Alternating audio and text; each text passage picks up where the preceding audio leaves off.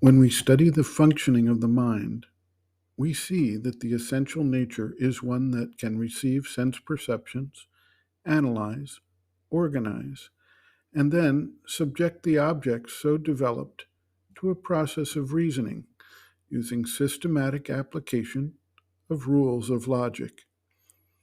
We can also see a process of recall of memory and a process of projection, extrapolation, or imagination that moves the understanding from the current status and tries to appreciate probable lines of development based on our past experience and the direction, momentum, and amplitude of the development we can observe.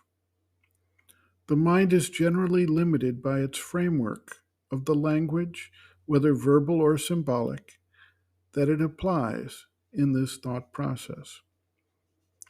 When the mind is receptive, when it falls quiet or reflective, it is possible for it to receive intimations from a higher order of consciousness, which it then tries to codify, organize, and explain using the powers native to the mind.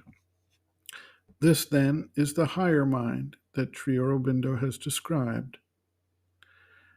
At a yet higher stage of development, the actual process of the mind gives way to an entirely new order of working, a new way of seeing and understanding, and it shifts from the use of reason and logic and stepwise development to one that is based, to some degree, on the spiritual power of consciousness. This is the first transitional phase from the purely mental to a spiritual consciousness, and Sri Aurobindo terms this the illumined mind. Sri Aurobindo observes, quote, a mind no longer of higher thought, but of spiritual light. Here the clarity of the spiritual intelligence, its tranquil daylight, gives place or subordinates itself to an intense luster, a splendor and illumination of the spirit.